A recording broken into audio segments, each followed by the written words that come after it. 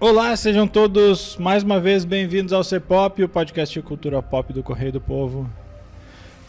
Eu sou o Carlos Correia e aqui comigo o Márcio Gomes. E aí, Márcio, tudo bem? Tudo bom, Carlos? Tudo. Chegamos ao episódio número 200. Como eu prometi no último, estamos fazendo um podcast. Estamos fazendo um podcast para comemorar. O projeto que começou em 2019 ou 18, eu já me perdi aqui. Eu acho que é 19, acho né? Que é 19. É 19. Eu lembro que o primeiro programa que a gente fez, se eu não estou enganado, e vou me valer aqui enquanto eu enrolo um pouquinho aqui para rolar para baixo a barra do Spotify, o primeiro programa exatamente foi sobre Coringa, Bacurau, It e Yesterday. A gente fazia 4 filmes num programa só. Curto. 42 minutos o programa. A gente faz um de 1h30 quase. Tem que chamar a Samantha Klein de volta, né? Ela que conseguia botar a gente em ordem. Beijo pra Samantha, que tá trabalhando em Brasília agora. Samantha foi, junto com o Márcio, uma das idealizadoras desse podcast. Bom, aquilo foi em setembro de 2019, 12 de setembro. 200 episódios depois, a gente hoje vai fazer uma pandemia. E uma pandemia, e 2 anos de pandemia, né? A gente vai fazer um programa diferente. Hoje a gente não vai falar de uma série só, nem de um filme só. A gente vai fazer meio que um recap do ano até aqui, já que a gente tá não exatamente na metade, né? Já estamos um pouquinho além da metade. Mas a gente vai fazer um apanhadão aí das melhores e piores coisas que apareceram no ano até agora em se tratando de cinema e de televisão. A gente pensou em fazer uma lista aqui de alguns filmes e séries e fazer um top 5, um top 10, alguma coisa assim.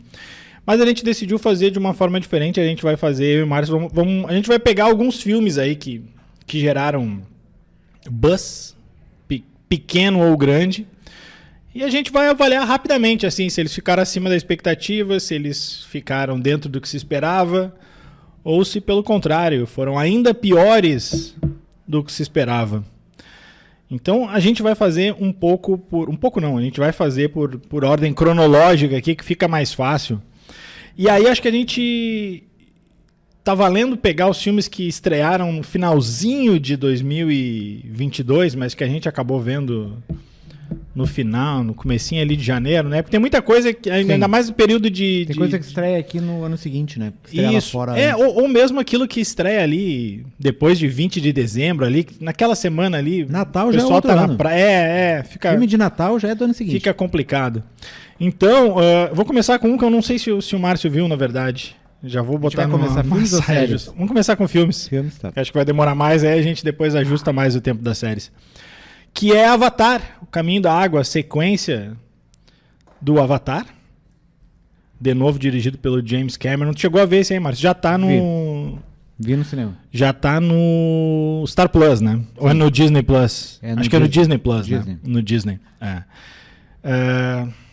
Gostou ou não gostou? Faz joinha? Faz contrinha? Se tiver que optar entre os dois, entre joinha e contrinha, eu boto contrinha. Porque eu esperava mais, o filme é mais ou menos uma repetição da mesma história, embora, claro, tenha aquelas imagens belíssimas debaixo d'água e tal, mas é o mesmo vilão, é a mesma ideia de invasão lá do planeta do Avatar, que agora eu não me recordo o nome. Pandora, exatamente. E a história parece que não avança muito em relação ao primeiro filme, embora tenha se passado quantos anos desde o Avatar 1. E vai ter mais 3 Avatar, eu acho, no mínimo. 400 avatares. 4 avatares e... sei lá, não, se tiver que botar pra cima, dedinho pra cima ou pra baixo, eu boto pra baixo. Eu boto dedinho pra cima, mas talvez porque eu não gostei muito do primeiro. Eu acho o primeiro chato pra caramba. Eu gostei desse, achei o visual... Lá pelas tantas a gente perde a noção de que tudo aquilo ali é um mundo criado. E quando a gente começa a perceber isso, caramba, cara, como é que o James Cameron fez tudo aquilo ali? A história não é lá o primor do roteiro, mas também acho que nem é o principal tema ali. Mas enfim, gostei bastante dessa sequência do Avatar. Seguindo, um outro filme que também gerou um buzz aí no começo do ano. Cinebiografias sempre geram esse buzz. Se chama I Wanna Dance With Somebody, o filme da Whitney Houston. Esse eu não vi. Esse tu passou, né? Esse eu passei. Eu fiz o programa com a Mari, né? A Mariana Neck, que está de férias. Beijo pra Mari. Contrinha, esse aí não dá, cara. Tem uma hora que tem uma cena que ela tá com a filha e a filha diz assim: mamãe, você vai superar isso, eu tenho tanto orgulho de você. E aí tu pensa assim: essa criança nunca disse essa frase na vida, não tem nenhuma chance. Aí vamos passar para outro que eu não sei se o Márcio viu também. Esse para mim é o melhor do ano até agora. E também não poderia ser diferente, dado quem dirige. Os Fabelman. Ainda não. Filme autobiográfico do Spielberg, onde ele fala sobre sua infância e juventude. Abre muitas coisas pessoais dele ali, abre coisas pessoais sobre os pais, né? Tem toda uma relação da mãe dele com o pai dele ali, problemas no casamento, e aí tu entende algumas coisas do Spielberg. E também ali o começo da vida, bem começo mesmo, cinematográfica dele ali, tu percebe algumas ideias que vêm desde lá. E ainda tem uma ponta do David Lynch que por si só já valeria o filme. Vamos para mais um aqui, que aí eu acho que é a grande discordância entre eu e o Márcio, porque eu acho o pior filme do ano e eu sei que o Márcio acha um dos melhores filmes do ano. Babilônia, com a Margot Robbie, filme do Damien Chazelle. Eu só não fui embora da cabine porque eu acho falta de respeito, ainda mais quando é convite e tal. Eu não suportei esse filme, mas eu sei que tu e a Mari são muito fãs, né? Eu gosto bastante desse filme. O impacto dele no cinema... É um pouco que a gente estava conversando na semana passada sobre o musical, as partes musicais da Barbie, assim, que fazem parte do filme da Barbie e tal, mas eles não te causam o mesmo impacto que as cenas musicais do Avatar, assim, do Avatar. Cenas musicais do Avatar, ótimo. Do Babilônia. E o filme todo, o mote dele de pegar o pior lado de Hollywood e escancarar na tela, mesmo sendo um filme de mais de 3 horas, eu acho que é uma autocrítica que Hollywood raramente faz, assim.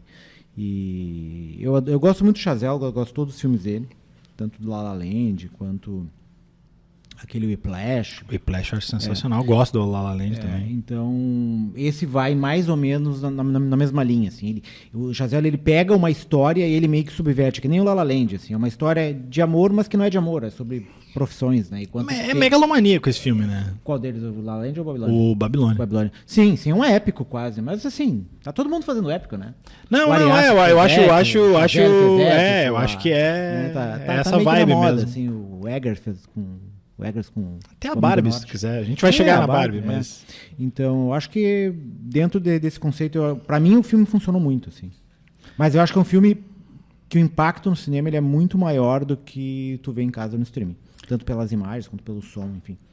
Eu acho que ele tem 3 horas. A sensação que eu tenho é que ele tem 8 horas e meia. Que ele não acabava nunca. Outro filme que veio aí meio sem galera saber muito onde estava vindo. Aí acho que ele deu uma viralizada por causa do trailer, que era um trailer meio maluco. Por causa do tema que era meio maluco, que é o Megan, né? É o filme da boneca lá. Mais um filme de boneca assassina. Não vi. Eu acho que ele... Eu não sei se ele já chegou no streaming, na verdade. Eu acho que ele tá para aluguel ainda, acho né? que sim. Ele já tá disponível, mas para aluguel. Cara, ele é da mesma safra lá. Ele é um brinquedo assassino meio atualizado, assim. Um brinquedo assassino com um programa mais atualizado, assim, do boneco em si. Pro bem e pro mal, assim. É um filme que não dá pra se... É legal que ele se leva menos a sério, assim. Tá desenhadinho para ter uma sequência, só falarem aí. Mas enfim, achei divertido, mas nada muito além. Teve um outro filme oscarizável que é daqueles filmes que eles têm 200 indicações e não ganha nada, e com o tempo o pessoal acaba esquecendo. Mas que eu acho bem interessante, que é os Banshees de Inisherin, né? Esse tu foi na cabine também, né? Foi. É bom filme. É bom filme. Fez o programa eu acho que ele não vai estar em lista nenhuma no final do ano, né? Mas é um filme... Tem um roteiro interessante, né? Ele já concorreu ano passado, né? Então... Isso. aí, de novo, a gente volta para um filme de expectativa, que eu não sei se ele é cercado de expectativa ou se a gente continua achando que vai sair mais alguma coisa dali, porque a gente está falando do menino M. Night Shyamalan, que foi o Batem a Porta, né? O novo filme dele, mais um suspense, mais filme com viradinha lá adiante. Mas acho que ainda não foi dessa vez que ele voltou a full, né? Não, eu não gostei. Até, na verdade, esse filme eu gostei até o terceiro ato. Daí no terceiro ato ele me voltou aquelas velhas teses apocalípticas conservadoras do Shyamalan, assim, que já tinha feito naquele outro filme com o Mel Gibson ali. E aquilo meio que me tira, porque parece que não faz sentido com o resto do filme, assim. Então, é um filme que eu gostei, parecia, ele estava engrenando até a parte em que a história começa a se resolver ali. E daí ele vai é tenso, né? Daí ele vai por um caminho que eu não... Enfim, eu acho que não funciona em relação ao que ele propôs ali. Sim.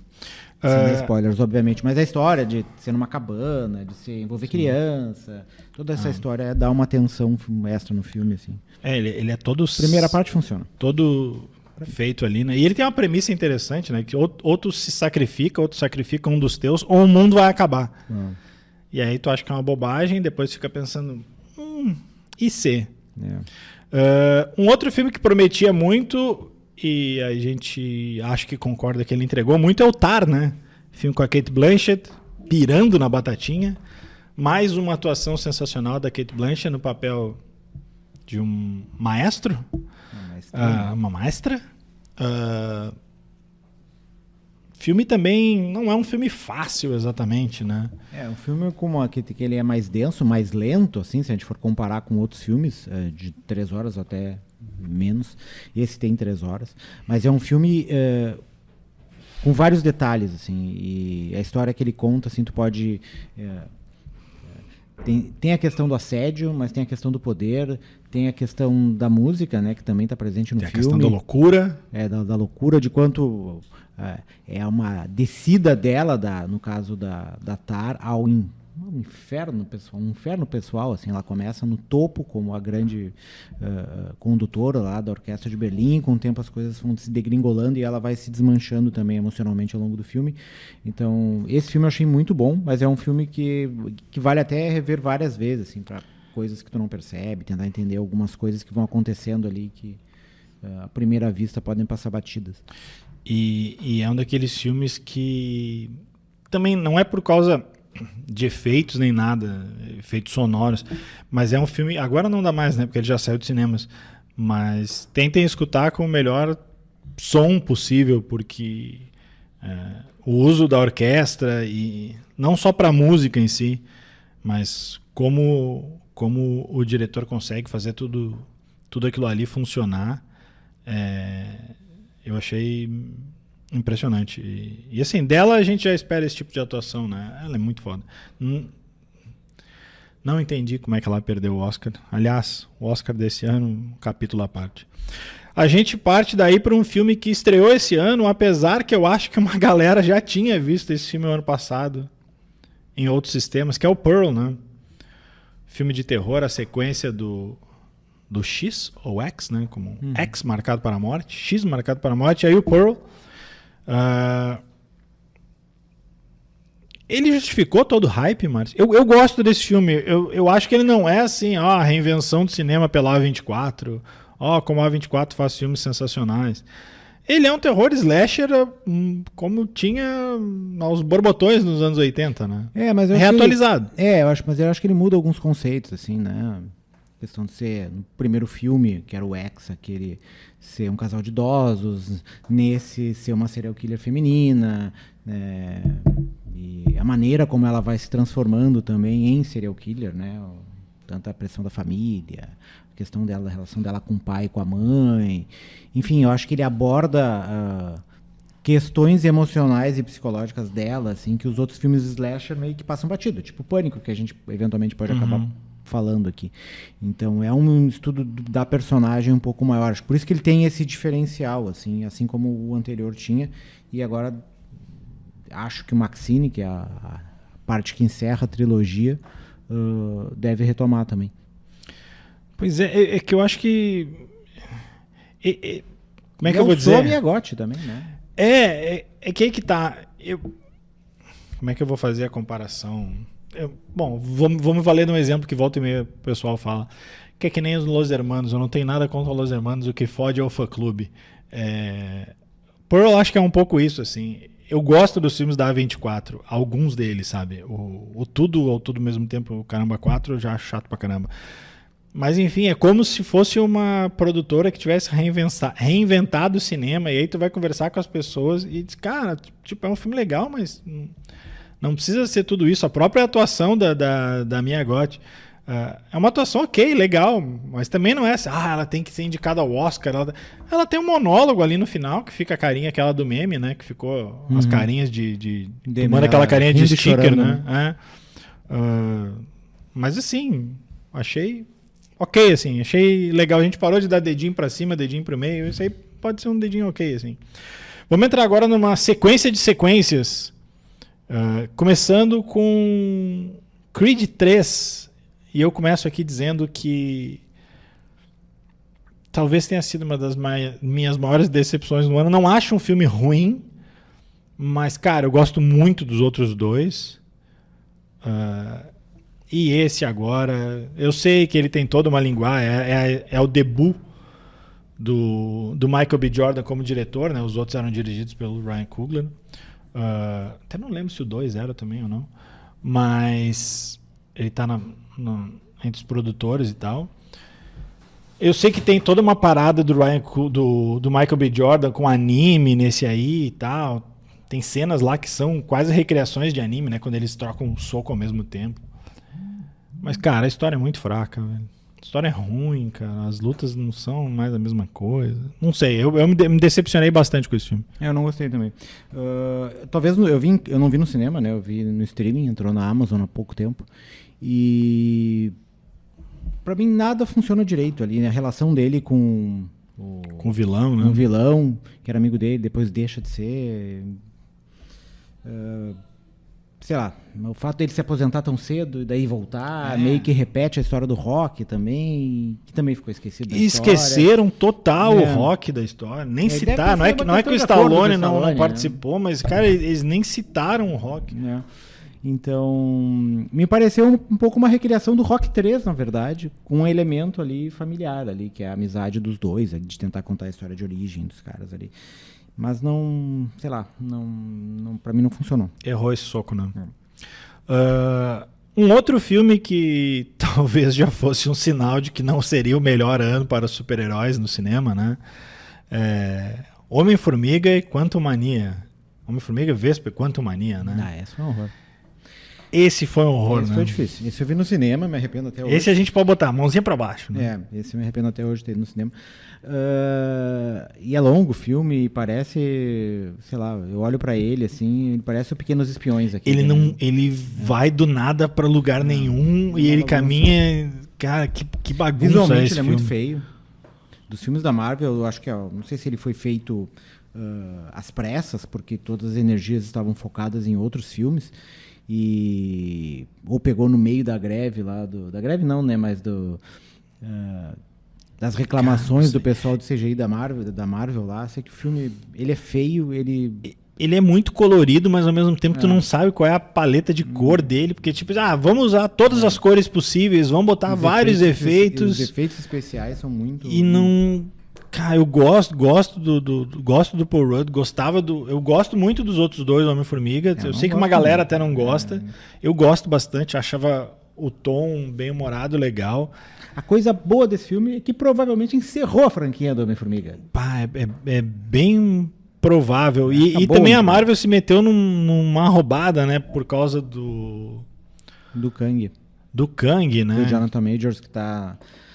Foi preso logo depois. De agressão, de assédio. Mas, enfim, eu acho que um pouco do problema do filme é esse. Assim, em vez de ser a história do filme, é a história de contar a história do vilão. Um pouco, pra mim, o problema do primeiro Capitão América também, que faz meio às pressas ali pra juntar o time dos Vingadores. E esse aí é um pouco isso, assim, um filme pra apresentar o vilão e... Porque a aposta do Kang era pra ser o novo Thanos, né? Não sei como é que pra vai quem ficar. não viu a história do Loki ali, das variantes, na série do Loki, acho que entrou direto na história do Kang por esse filme, vai perder muita coisa. Esse é o filme que talvez, pela primeira vez, eles tenham tomado esse rumo, né? Que antes tu conseguia ver os filmes individualmente, tu podia perder uma coisinha que outra, mas tu conseguia entender a história no geral. Pela primeira vez, os filmes da Marvel cobraram um pré-requisito, né? Tu tem que ter visto outra coisa antes para entender bem essa história.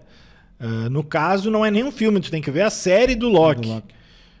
E aí já complica um pouco, né?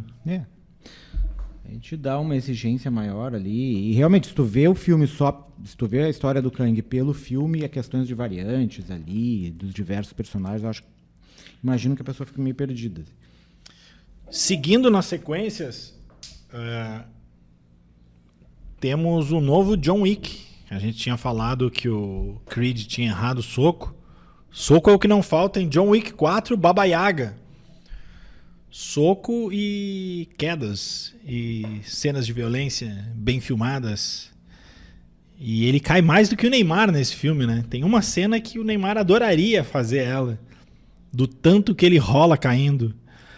Eu acho que ele não tá no nível dos outros, pelo menos do 2, né? O 3 eu acho, às vezes, a violência pela violência. Esse aqui eu gosto, ele tem uma viradinha no final ali que eu acho interessante, apesar que depois eles deram entrevistas e talvez não seja bem aquilo. Mas, enfim, eu achei talvez ele mais bem-humorado que os outros. E essa cena, entre aspas, do Neymar, pra mim é a cena do filme, né? É a cena que ele vai ficar lembrado. Sem dar spoiler, só pra situar, é a cena da escada, né? Tem outra cena que eu gosto muito, que eles filmam de cima, que é a estética do videogame total, assim.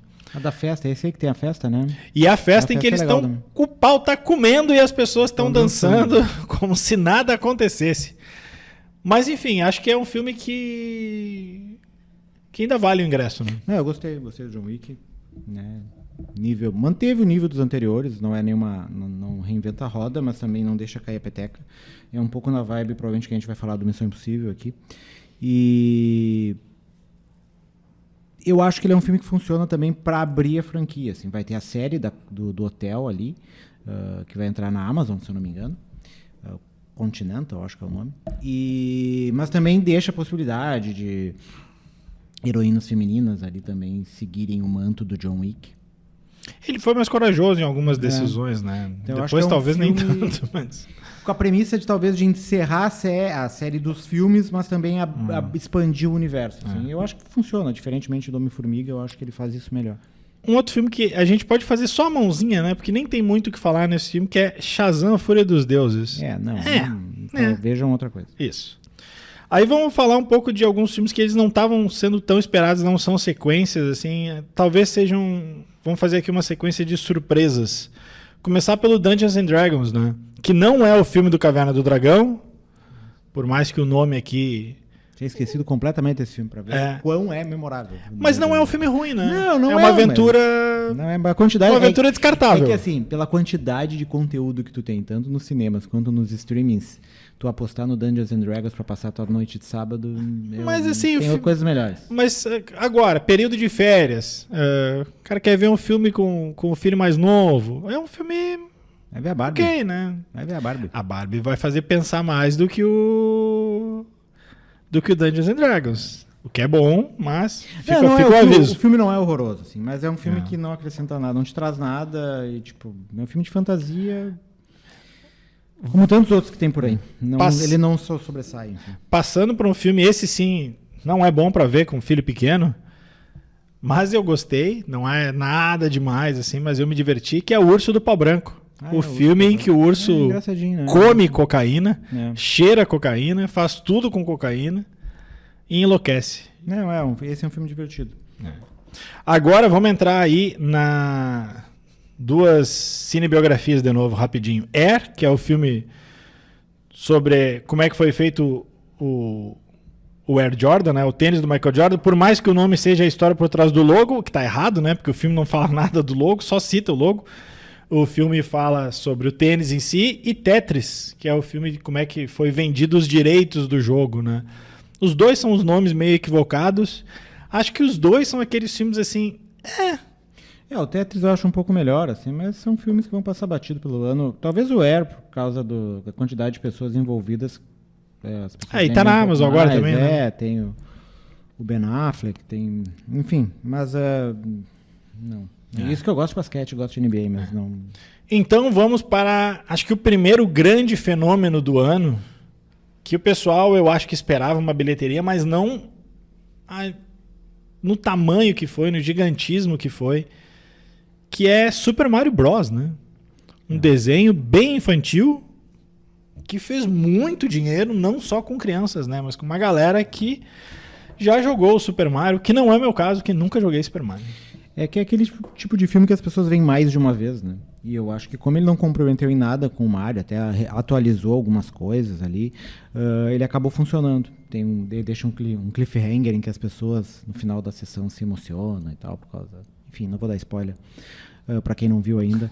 Spoiler de videogame. Spoiler de videogame, spoiler de personagem de videogame. Mas ele consegue emular um pouco o clima do Mario, do game do Mario, com várias referências. Então quem joga, não é o caso do Carlos, não é muito o meu caso também. Jogo bastante videogame, mas o Mario eu nunca tive Nintendo. As pessoas vão pescando várias das referências de quais jogos e tal. Então, para quem é mais velho, isso funciona por causa desse saudosismo.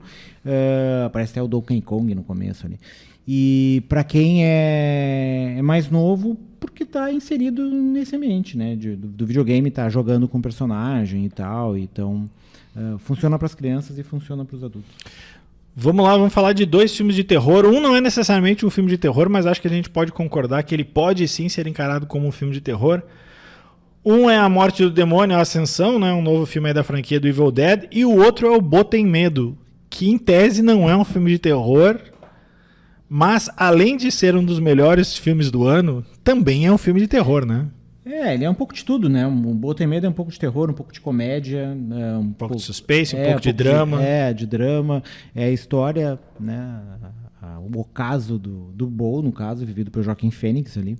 Então a história tem vários ritmos diferentes, tem várias etapas. Ela começa de um jeito, depois vai te direcionando para um lado, depois te joga para o outro.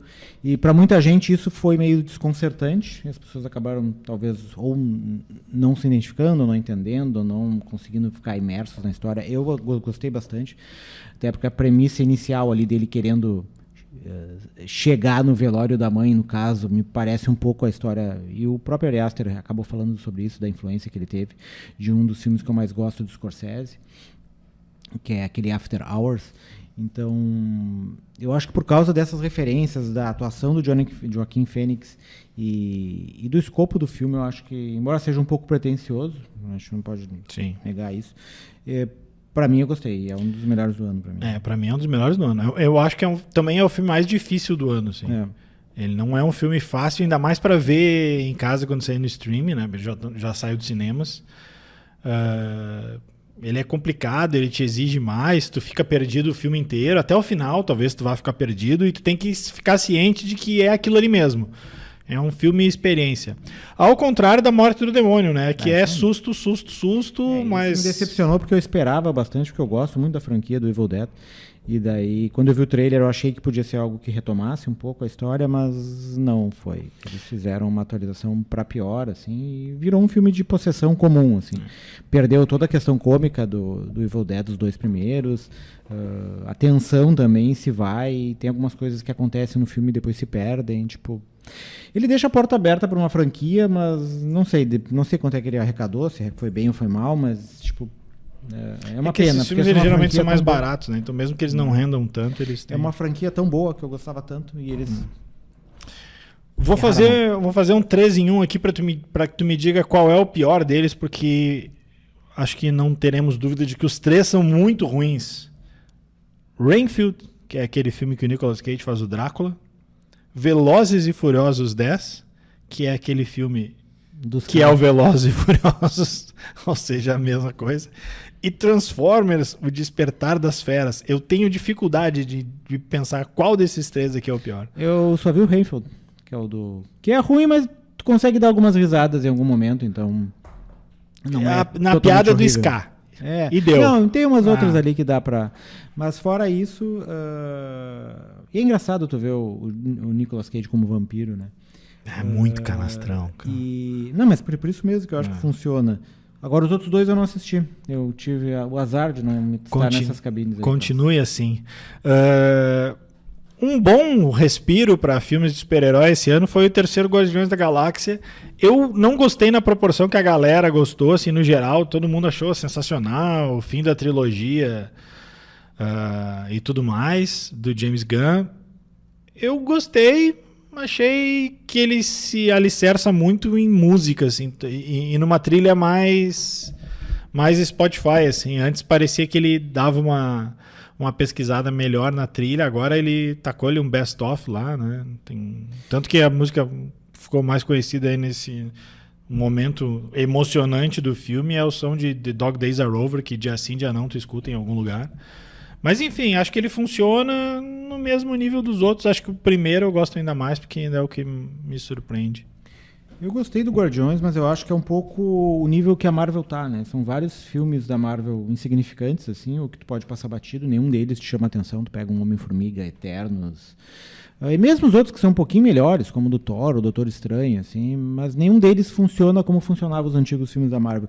E esse do Guardiões tem pelo menos essa característica de retomar esse senso de história, uma história emocionante, uma história empolgante, não é confusa, né, fecha, e talvez por isso ele tenha funcionado tanto. Não é uma história tão preocupada em linkar com os multiversos da vida. Sim, ele é bem amarradinho. Então ele encerra a trilogia dos Guardiões, independentemente do resto do universo da Marvel. Ele meio que caga pra questão do multiverso, do Kang, das variantes. E eu acho que por isso ele funciona um pouco melhor, assim. Eu gostei. Não sei se em relação aos três ele é o melhor ou o pior dos três, mas sem dúvida da nova safra pós-Ultimato, eu acho que ele é o melhor filme da Marvel. A Pequena Sereia... Deixando de lado os desenhos do Homem-Aranha. A Pequena Sereia live action, tu prefere o desenho ou essa nova versão? Eu prefiro o desenho, não curti a nova dele. Então nem vamos avançar muito aqui. Um outro filme de super-herói, The Flash, a DC acertou a mão ou mais uma vez a DC foi a DC? Não vi The Flash. Aí eu vou trocar então, eu vou dizer que a DC continua sendo a DC. Tem uma surpresa legal ali, dá pra dar umas risadas, mas em geral é mais do mesmo da DC. Aí eu vou passar a bola pra ti, porque eu é que não vi o Spider-Verse, né? O novo. É tudo que dizem? Eu gostei. Ele traz uma premissa diferente, assim, até os vários tipos de desenho que tem dentro do mesmo desenho. Então tu tem vários layouts de Homem-Aranha, várias formas de apresentar os personagens. Ele avança um pouco em outras coisas que tinham ficado pendentes no primeiro, assim, especialmente a relação com a mãe dele. No primeiro tratava mais da relação com o pai, esse a mãe está mais presente e tal. Só que ele tem uma grande questão, que é o impeditivo, assim, para algumas pessoas, não para todas, que é o fato de que ele não termina. Né? É um pouco a questão do Missão Impossível, assim, é a segunda parte, e ao contrário do Missão Impossível, ele termina num cliffhanger. Então é bem num cliffhanger mesmo. E eu gostei mais do primeiro do que esse segundo, mas ainda acho esse segundo muito bom. Então, mas de novo, era um filme legal para as pessoas verem no cinema. E por causa da tela, do som e tal, tudo isso faz toda a diferença. Um filme que a gente pode passar rapidinho, assim, ele não era muito esperado. Eu, pelo menos, não esperava nada, porque o primeiro eu achei bem mais ou menos, mas fiquei surpreso positivamente com as cenas de ação, que é o Resgate 2, né? O filme da Netflix do Chris Hemsworth. Especialmente o começo dele, ele é muito bom. Primeira cena de ação que tem uns 20 minutos, eu acho, bem bom. Se tu não tiver muito tempo, vê a primeira meia hora, que tá de bom tamanho. Desliga e vai ver outra coisa. Isso. Aí vamos agora para emendar aqui já a nossa sequência, que já tá nas últimas semanas, com aquilo que não é um filme horroroso nem nada, mas é meio decepcionante ver o nosso amigo Indiana Jones num filme tão meia boca, né? Eu acho que ele é melhor do que o da Caveira de Cristal, que não mas precisa muito. Isso não é um mérito, assim, né? E eu não achei ele tão horrível como muita gente falou, mas é um filme que Precisava? Não precisava. Ele tem essa identificação com o pessoal mais da minha geração e do Carlos, assim, né? Que viu os Indiana Jones na sessão da tarde várias vezes e tal. E para Escutem o nosso programa, onde o Aleph explica por que a nova geração não se importa com Indiana Jones. Não se importa com Indiana Jones, assim. E, sei lá, eu acho que a química entre ele e a Fleabag, ali, a Phoebe Waller-Bridge, não funciona. Ela faz papel de Fleabag de novo? Ela faz o papel de Fleabag. Mas tem algumas cenas legais ali, né? Tem a cena da perseguição do carrinho, aquela ali é legal no meio da cidade. Então tem várias... Tem algumas coisas que se salvam, mas como o filme é muito longo, e algumas cenas muito escuras também, especialmente no começo ali, sei lá, não bateu tão bem quanto a gente esperava, pessoas da nossa geração, mais boomers, né, antigos, que tinham uma expectativa alta. Ao contrário de Missão Impossível Acerto de Contas, parte 1, também conhecido como Missão Impossível 7, o Tom Cruise promete, o Tom Cruise entrega, né? Na minha modesta opinião, o melhor filme de ação do ano. As cenas são de tirar o fôlego de novo. Ele vai ter uma continuação, ele não se encerra, mas tu consegue ver ele só como um filme. Ele não tem o cliffhanger, assim, né? Não é tipo, como é que vai acabar essa cena? Acabou. Ele é como se fosse um Império Contra-Ataca da vida, assim, que o filme acaba ali, tu sabe que vai ter uma sequência, mas tu consegue ver ele sozinho, assim. E se tudo der certo, teremos um novo, porque provavelmente o Tom Cruise vai tentar se matar de novo nas filmagens do próximo filme, não sei como. Tomara que ele continue não conseguindo atingir essa missão, né? Se você gostou dos outros Missão Impossível, você vai gostar dessa missão. Se você não gostou, não perca tempo. Porque o filme é bom para quem gosta do estilo do Missão Impossível, né? Tem algumas cenas muito legais. Também é outro filme legal de se ver em IMAX, especialmente, né? A cena do trem no final é bem marcante. Várias outras que a gente pode retomar aqui. Mas o resumo é esse, né? Se gosta dos Missão Impossível do Tom Cruise, vai. Se não gosta... Inclusive, escute o nosso programa onde a gente faz o ranking de todos os filmes do Missão Impossível. E esse ficou em... terceiro, segundo? Por aí. E aí chegamos no evento cinematográfico do ano, que é o Barbieheimer. A estreia no mesmo dia de Barbie e de Oppenheimer. Aqui a gente já meio que falou, a gente fez 2 programas na semana passada. 3, né? 3? É verdade, teve o meu... eu quero deixar aqui, ó, o que eu gravei no final das contas teve problema e não foi pro ar. A minha nota era 4, tá? O episódio... 4 é uma boa nota, é uma grande nota. Quer dizer que o filme é muito bom, cara. Episódio perdido do C-Pop. Gostei bastante da Barbie, tá? Inclusive... Acho que eu mais concordamos nisso, né? No Barbieheimer deu Barbie, né? Eu gostei mais do Barbie. Eu gostei mais da Barbie também. E na bilheteria, mais ainda, né? Porque a Barbie fez 150 e o Oppenheimer fez 80, o que eu fiquei surpreso até. Não achei que fosse fazer tanto. Eu acho que aí o Oppenheimer pegou a vibe da Barbie. Foi no vácuo. E acabou sendo impulsionado. Acho que a Barbie ia fazer... Acho que vamos juntar os dois, assim. Acho que os dois... superaram a expectativa. Eu acho que a Barbie, sim. A Barbie superou todas as minhas expectativas e eu tava esperando algo bom porque a Greta faz bons filmes e não seria um filme óbvio, bobinho. Muito pelo contrário, talvez seja um dos filmes que mais vai gerar debate e mais vai gerar reflexões no ano. Oppenheimer tem alguns bons debates ali que ainda dá para tirar, né? A partir da história da bomba atômica. Mas é um filme mais formal, né? É uma biopic, né? E...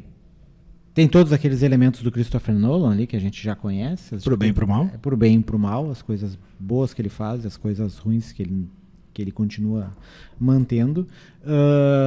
Não tem CGI, então é um filme todo filmado quase analogicamente, né? E é legal ver o filme percebendo e perceber isso, especialmente na hora da bomba ali, de como é que ele fez aquilo tudo. Também é um filme legal de se ver no IMAX, muito mais por causa do som do que pela imagem. Mas eu acho que ao contrário da Barbie, ele tem alguns problemas que a gente apontou até no programa do C-Pop, que a gente fez sobre o filme, e que acabam comprometendo o resultado final, sem falar que é 3 horas de duração, né? Tu tem que estar muito empolgado com essa disputa da Barbenheimer ou gostar muito do Nolan para entrar nessa jornada de 3 horas de um biopic. Não caia no golpe de tentar ver os dois no mesmo dia, cara. É roubada. 5 horas de cinema é roubada. Não é um filme fácil. Bom, vamos para séries agora, então. A gente acabou a parte dos filmes falando de filme de boneca e acho que a gente pode começar a parte das séries falando de séries de videogame, porque The Last of Us foi aí uma das séries mais faladas do começo do ano. Para mim foi uma experiência diferente, porque eu já joguei os 2 jogos, então eu sei o que vai acontecer, as pessoas se emocionavam bastante. Eu acho que as pessoas vão surtar mesmo na segunda temporada, se seguir o ritmo do jogo. Mas enfim, até prefiro que o Márcio fale um pouco mais, porque é uma experiência mais zerada, né? Quando começou eu não estava tão empolgado assim, não porque eu não tenha jogado o jogo, mas porque eu tô meio saturado de história de zumbi. Olha que eu gosto de história de zumbi, então mais uma história de zumbi não me parecia ser muito atraente, assim. Mas eu acho que a série fez uma história de zumbi, que na verdade não sei tanto se é zumbi ou se é um monstro, sei lá, porque é um fungo, né? E conseguiu dar uma renovada nisso, né? Uma coisa que tinha no comecinho do Walking Dead, assim, depois se perdeu em virtude dos trocentos episódios que vieram depois. E eu acho que eles dão esse clima que é quase cinematográfico para a série, né? Em todos os episódios. E alguns com ritmos diferentes, né? Uhum. Tem alguns mais agitados, mais empolgantes, mais tensos. Tem outros mais emocionais. Tem aquele episódio 3 lá. Que é quase um curta dentro da história. Um curta ali, dentro da série, que é o personagem que os dois... dois personagens paralelos se encontram e daí mostra a vida deles dentro da questão do apocalipse ali. E independente do que vem ou não, eu acho que esse filme conseguiu resolver melhor a relação dos personagens com as suas histórias, as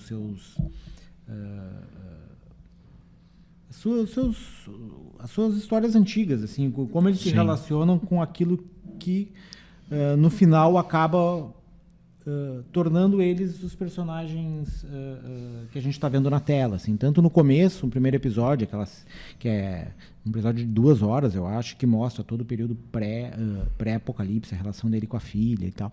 Então, eu gostei bastante da série, eu acho que tenho grandes expectativas para a segunda temporada, independentemente do rumo que a história vai levar, assim, se vai seguir o videogame, se vai mudar alguma coisa ou não. Preparem-se. Mandalorian, a gente pode até passar, né? Porque assim, foi a mesma coisa de sempre. Nem lembrava do Mandalorian. Daisy Jones and the Six é uma série que também a gente até não falou aqui, né? A gente não fez um programa sobre, a gente ficou falando que ia fazer e não fizemos, né? A gente fez no Fita Expressa, juntando com o Enxame. Isso, é verdade. E já dá para aproveitar o Enxame também, né? Porque as duas têm ali o fator musical junto, né? É uma série que ela vem cercada de alguma expectativa, né? A Amazon vendeu bastante a ideia dela.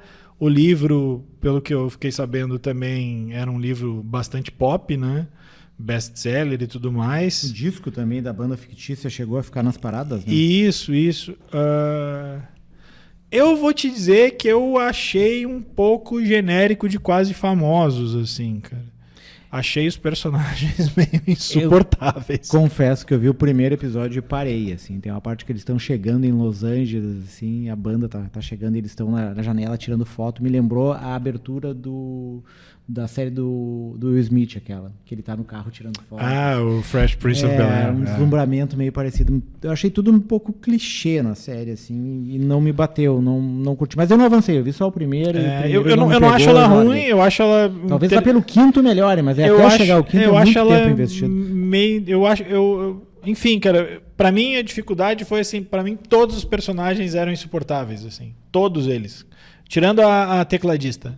Tecladista eu achava legal. E a namorada do líder da banda ali, que é a guria que fica escanteada o tempo todo. De resto, cara, eu tava torcendo que todos eles se fudessem porque eram muito chatos, cara. E a música não era nada assim, uau, sabe? Nossa.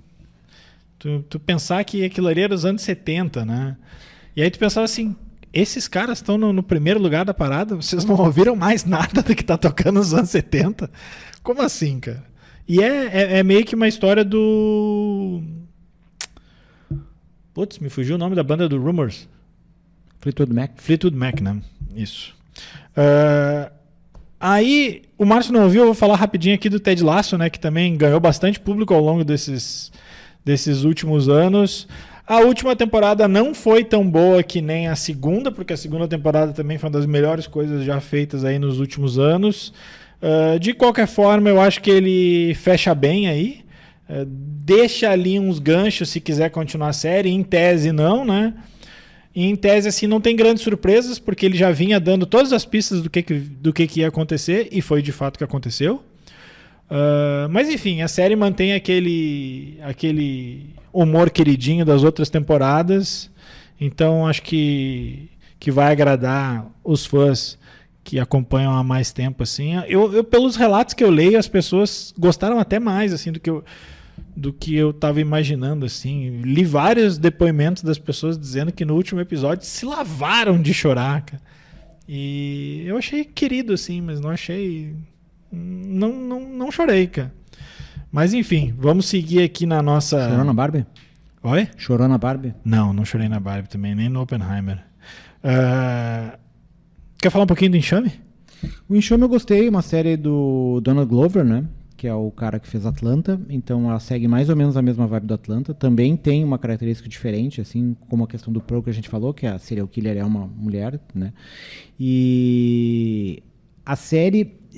No começo do ano eu tinha tido uma certa, não uma dificuldade, mas estranheza, assim, porque a partir dos 2 últimos episódios a história muda completamente e tu acompanha a personagem até um ponto e depois parece que a coisa dá uma guinada e tem episódios completamente avulsos, assim. Mas daí eu vi a 3ª temporada de Atlanta que eu não tinha visto e também é mais ou menos o mesmo ritmo. Tem uma linha temporal e tem outras histórias paralelas que ocorrem, assim. E eu acho que é uma característica do Donald Glover, assim, de fazer umas coisas para complementar o ambiente da série. Assim.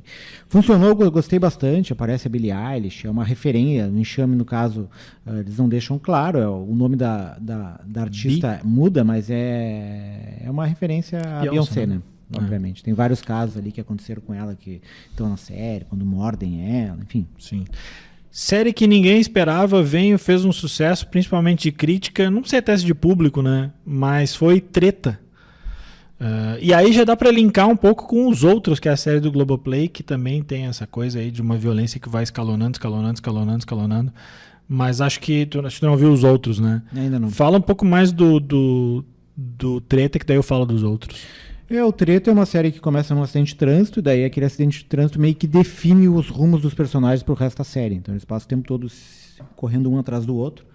E mostra essa paranoia, assim, né? Tipo, que no caso ali o que desencadeia é uma briga de trânsito, mas que pode ser outras coisas, que estão coisas tão pequenas que a gente acaba transformando num monstro. Assim. A série tem um tom de comédia em alguns momentos, de violência em outros, e surpreendeu, porque a química entre os dois, ali no caso do Stephen Yeun e a Ali Wong, eu acho. Isso.